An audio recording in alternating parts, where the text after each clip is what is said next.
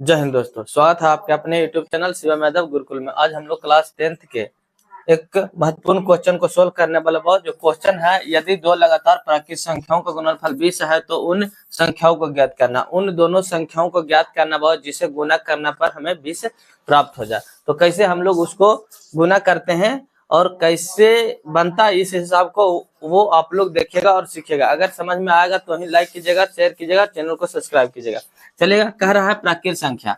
प्राकृत संख्या किसे कहते हैं बाबू? जिसे वैसी संख्या जिसे जो गिनती की संख्या हो। गिनती की संख्या मतलब प्राकृत संख्या। यहाँ पे लेते हैं प्राकृत संख्या, जिसे 1 2 3 डॉट डॉट डॉट होनी चाहिए इंफिनिटिव, यही प्राकृत संख्या है बाबा।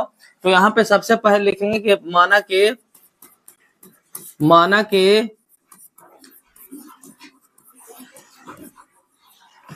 देखिएगा पहली प्राकृत संख्या, पहली लिखे या पहली लिखे, पहली प्राकृत संख्या बराबर 1 और दूसरी लिखिए, दूसरी प्राकृत संख्या बराबर हो जाएगा कितना? देखिएगा x प्लस 1 हो जाएगा। कैसे हो जाएगा बाबा? जैसे हम एक में एक जोड़ेंगे तो 2 हो जाएगा, उसी प्रकार से बाबा कि दूसरी प्राकृत संख्या x प्लस 2 हो जाएगा। तो चलेंगे, दोनों कह रहा है गुणनफल। देखिएगा यहाँ पे लिखा हुआ है गुणनफल। तो गुणनफल क्या होता है बाबा? गुणनफल पहले x इंटू x प्लस 1 बराबर है 20। तो यहाँ से देखिए बाबा x स्क्वायर प्लस में x होगा बराबर में हो जाएगा 20। अब देखिएगा x square plus x minus 20 बराबर 0। ये द्विघात समीकरण हो गया। क्या हो गया? द्विघात समीकरण हमें निकल करके आएगा। द्विघात समीकरण से x का मान निकालना होगा हमें। तो x का मान कैसे हम लोग 20 को तोड़े कि 1 आ जाए? तो देखिएगा 20 को तोड़ते हैं, 20 को 2,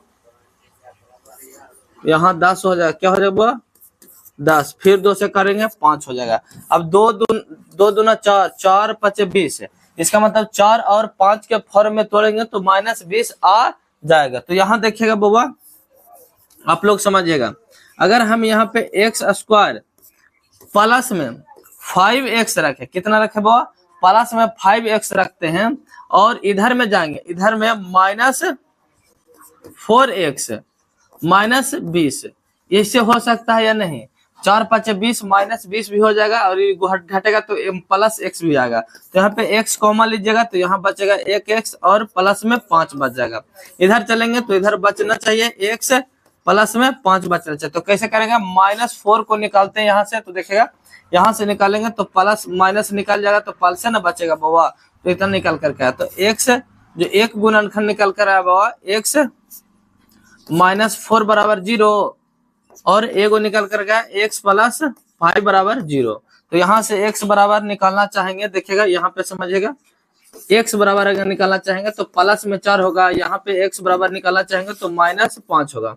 तो आप लोग जानते हैं कि प्राकृत संख्या जो होती है वो हर हमेशा प्लस में होती है, माइनस में नहीं होती। जैसे 1 2 3 4 के फॉर्म में रह सकता है। तो यहाँ चलेगा वो हमें बोल रहा है क्या चीज? उन संख्याओं को ज्ञात करना। उन संख्या कौन सी? पहली संख्या और दूसरी संख्या ज्ञात करना। तो पहली संख्या बराबर जो होगी 5 होगी और दूसरी संख्या बराबर होगा 5, सॉरी यहाँ पे x बराबर कितना जो प्लस में है वो 4 है, तो यहाँ 4 होगी और जो होगा x प्लस 1 बराबर 5 होगी, दूसरी संख्या 5 होगी। अब इस दोनों को देखिए कि दोनों को गुना करके क्या आता है 20 या नहीं आता है। तो देखते हैं हम लोग दोनों को गुणनफल बराबर। तो x दोनों संख्याओं को गुणनफल अगर करेंगे 4 गुना 5 बराबर 20 आता है। तो जब आता है दोनों तो वह राइट आंसर होगा क्या चीज? एक आना चाहिए 4 और एक आना चाहिए 5। तो ये दोनों आ जाएगा आप लोग को आंसर। तो आप लोग ध्यान में रखिएगा और हिसाब को अच्छे तरीके से बनाएगा। अगर आप लोग को समझ में आ गया हो तो शेयर कीजिए, चैनल को सब्सक्राइब कीजिए। जय हिंद, जय भारत।